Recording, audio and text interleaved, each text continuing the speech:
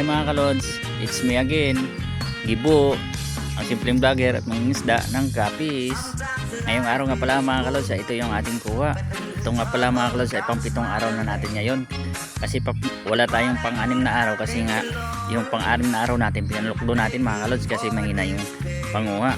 Kaya mga kalods, ito yung kuha natin ngayong araw. At salamat na nabiyayaan tayo ng kahit papano ay meron tayong kuha na marami-rami. At mga kalods, ito yung kuha natin ngayon, oh. May mga danggit saka mga kilo.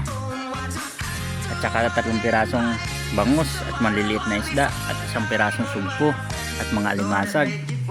Kaya pasalamatan natin ng Panginoon natin mga kalods kasi biniyayaan tayo kahit papano na meron tayong kuha. At mukhang may nagbabadya na naman na masama na panahon mga kalods kasi meron na namang alon. Malakas na naman ang dagat. Kaya sana wag naman tumuloy yung sama ng panahon na ito at sana gumanda ka mamaya. At sa mga babatiin ko nga pala mga kalods ngayon eh, wala tayong nabasa ng mga comment na nagpapa-shoutout kaya wala tayong babatiin ngayon. At sana sa mga nakakapanood ng video na ito mga kalods at saan man to nakakarating eh, pwede bang makahingi ng kahit isang like man lang sa inyo. Malaking tulong na yan para sa aming mga vlogger. I-reveal ko na naman yung benta natin mga kalods. Ito yung benta namin mga kalods, oh. Yung aming danggit saka kilo 2 kilo 3 gramo. Pero ito yung ang presyo niya 230.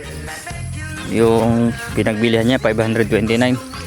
Halos di talaga nagmamahal yung isda mga kalods.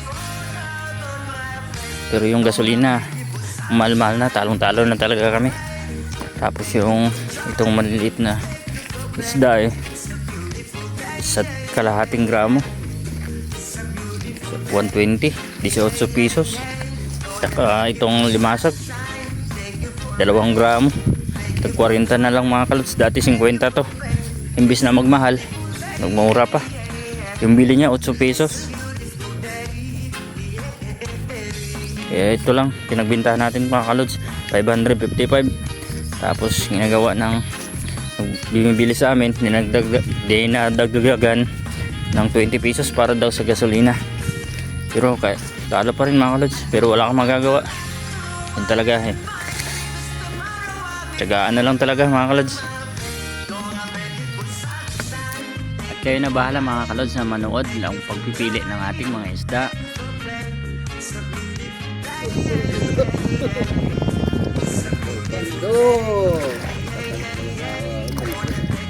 Yung adlaw na ang adlaw no? Si Dunyor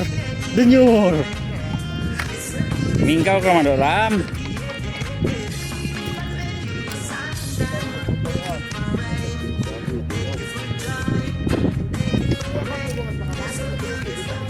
Si hi.